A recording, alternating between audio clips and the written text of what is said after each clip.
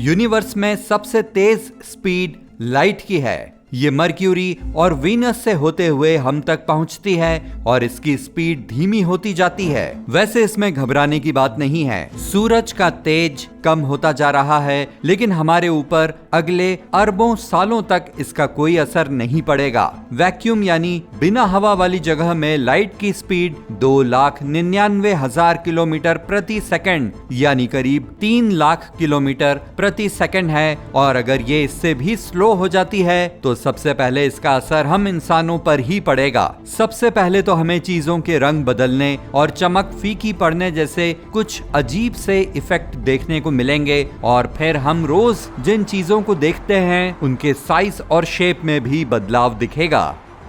वैज्ञानिकों ने लाइट की स्पीड कम होने के बाद के बदलावों की जानकारी के लिए एक सिमुलेशन तैयार किया। वैक्यूम में तो लाइट की स्पीड नहीं बदल सकती, लेकिन ये जिन जिन मटेरियल और ऑब्जेक्ट से होकर गुजरती है उससे चीजों को देखने का हमारा तरीका बदल जाता है। लाइट वेव्स और पार्टिकल की तरह काम करती है, यानी ये एक वेवलेंथ की तरह है। इसका रंग और फ्रीक्वेंसी वेव के एक क्रस्ट यानी पीक से दूसरे क्रस्ट के बीच की दूरी के हिसाब से तय होते हैं। डॉपलर इफेक्ट के साथ ये भी साउंड की तरह ही बिहेव करती हैं। सोचिए कि आप एक बिजी हाईवे पर खड़े हैं और एक कार जोर से हॉर्न बजाती वहां से गुजरती है। बाप रे, ये तो काफी लाउड था। आपको बजते हुए हॉर्न के तेजी से निकल जाने की आवाज सुनाई दी, क्योंकि चलती चीजों से ही आवाज आती है और आप एक जगह खड़े हैं। साउंड की फ्रीक्वेंसी और पिच बदलती हुई महसूस होती है, लेकिन ये साउंड उससे तेजी से आपके कानों तक पहुंचता है जितनी तेज आपके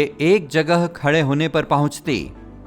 लाइट भी ऐसे ही काम करती है। अगर लाइट की स्पीड में बदलाव होता है तो इसकी वेवलेंथ भी बदल जाती है। इसके सोर्स की ओर बढ़ने और वेवलेंथ कम होने से लाइट का रंग नीला और बैंगनी होने लगेगा। वहीं लाइट के सोर्स से दूर जाने पर यह थोड़ा लाल दिखेगा। इसलिए अगर लाइट की स्पीड भी हमारे चलने की स्पीड जितनी हो जाए तो ऑब्जेक्ट के नजदीक जाने पर यह हमें रंग बदलते हुए दिखाई देंगे। साथ ही आसपास और पीछे के रंग भी बदल जाएंगे। अगर आप किसी एक डायरेक्शन में जा रहे हैं तो भले ही सामने कोई भी रंग हो, ये नीला होता चला जाएगा और उससे दूर जाने पर ये लाल हो जाएगा। ये जानकारी उन एस्ट्रोनॉट्स के लिए बहुत काम की होती है जो स्पेस ऑब्जेक्ट्स की स्टडी कर रहे हैं। अगर ऑब्जेक्ट नीला हो रहा है मतलब वो हमारी ओर बढ़ रहा है, और अगर इसका रंग लाल हो रहा है मतलब ये दूर जा रहा है। असल में यूनिवर्स में सब कुछ धीरे धीरे लाल हो रहा है, मतलब यूनिवर्स एक्सपैंड हो रहा है और चीजें एक दूसरे से दूर जा रही हैं।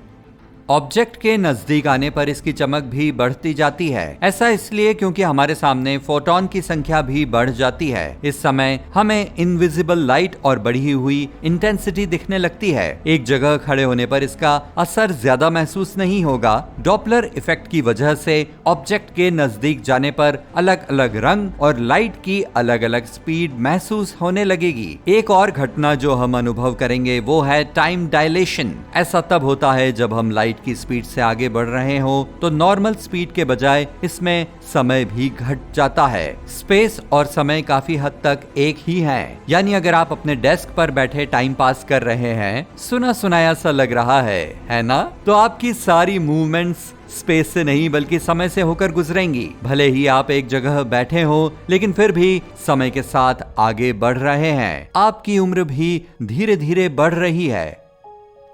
आप स्पेस से जितनी स्पीड से गुजरेंगे, समय में आपकी स्पीड उतनी ही कम होती चली जाएगी। अगर आप लाइट की स्पीड से चलें तो आपकी सारी स्पीड स्पेस से होकर गुजरेगी, न कि समय से होकर। इसे नोटिस करने के लिए किसी दूसरे इंसान को आप पर नजर रखनी पड़ेगी। आप टाइम मशीन में नहीं हैं, बल्कि दोनों ही धरती पर एक ही टाइम फ्लो को महसूस कर रहे हैं। जब आप इसे पहली बार एक्सपीरियंस करेंगे तो ऐसा लगेगा मानो बहुत तेज स्पीड से मूव कर रहे हो, क्योंकि समय के हिसाब से स्पेस में आपकी मूवमेंट बहुत ज्यादा है। आपकी स्पीड जितनी बढ़ेगी साइज भी उतना ही छोटा होता चला जाएगा। खैर, आप वाकई छोटे नहीं होते, बल्कि ये इस बात पर डिपेंड करता है कि आपको देख कौन रहा है। अगर आप लाइट की स्पीड से ट्रैवल कर रहे हैं तो नजदीक की चीजें बहुत छोटी लगेंगी। ठीक वैसे ही जैसे कोई आपको लाइट की स्पीड से ट्रैवल करते हुए देखेगा तो सोचेगा कि आप अपने साइज से बेहद छोटे हो गए हैं।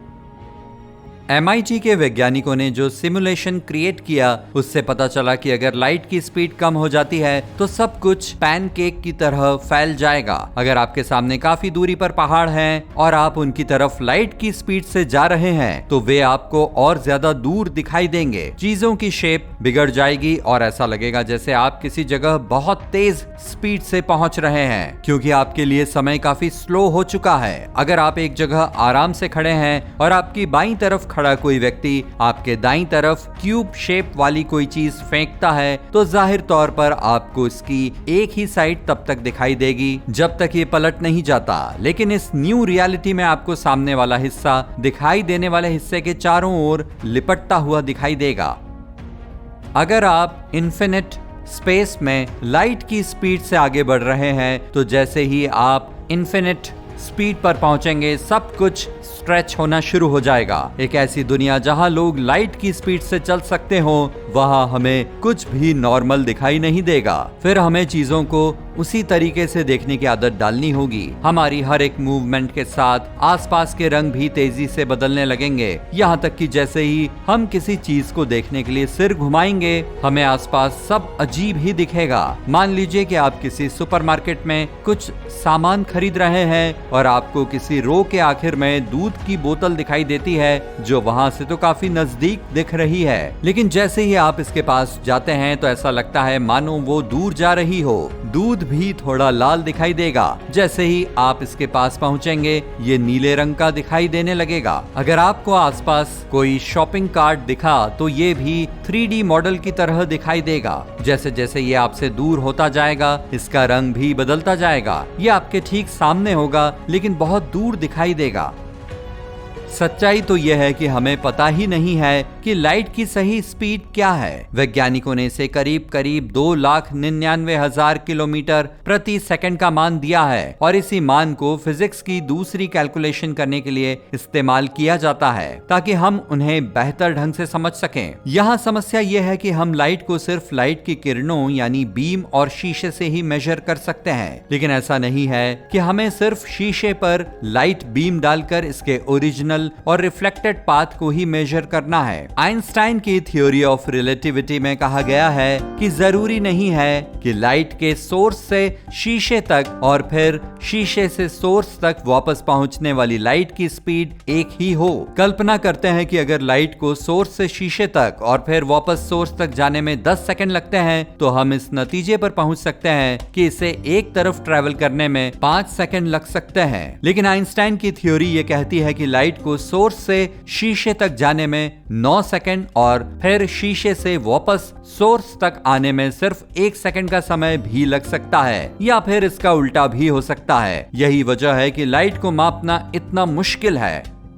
वैज्ञानिकों को इसमें सबसे बड़ी सफलता तब मिली जब वे लाइट की स्पीड को 0 तक स्लो करने में सफल रहे, वो भी इसकी ब्राइटनेस कम किए बिना। उन्होंने ये फोटोनिक क्रिस्टल से बने अल्ट्रा कोल्ड एटम क्लाउड की मदद से किया। इन क्रिस्टल में कई अरब की संख्या में छोटे छोटे छेद थे जो लाइट की डायरेक्शन बदल सकते थे। लेकिन क्या होता अगर हम एक ऐसी दुनिया में रह रहे होते जहां लाइट आधे रास्ते में ही रुक जाती? आप एक सुबह उठते हैं और देखते हैं कि आज थोड़ा अंधेरा है। पर्दे खोलते आती जाती गाड़ियों की लाइट जल रही है लेकिन उतनी ब्राइट नहीं है। आप अपने कमरे की लाइट ऑन करते हैं लेकिन ऐसा लगता जैसे बल्ब में कोई दिक्कत है। इसे बदलकर दूसरा बल्ब लगा देते हैं लेकिन ये भी ठीक से नहीं जलता। आप घर की सभी लाइटें ऑन करते हैं लेकिन सभी बहुत धीमी जल रही हैं। आपको कुछ समझ नहीं आता और ये देखने की कोशिश करते हैं कि कहीं घर की लाइट में कोई प्रॉब्लम तो नहीं है, पर ऐसा तो कुछ भी नहीं है। फिर पड़ोसियों से पूछते हैं और उनके घर में भी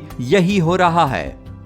यहाँ तक कि लाइट के एक्सपर्ट्स को भी कुछ समझ नहीं आ रहा। कई घंटे बीत जाते हैं, सब वैसा का वैसा ही है। ऐसा लगता है जैसे पूरी दुनिया की ही लाइट धीमी पड़ गई है। यहाँ तक कि आपने फोन की ब्राइटनेस को पूरा बढ़ा दिया है पर फिर भी ये बहुत लो है। धीरे धीरे अंधेरा छा रहा है। न्यूज से पता चलता है कि पूरी दुनिया में यही हो रहा है। लाइट धीरे धीरे कम हो रही है। जल्द ही ये पूरी दुनिया से गायब हो जाएगी। जहाँ बाकी लोग घबराए हुए हैं, आप शांत हैं और जल्द ही सब ठीक होने की उम्मीद में हैं।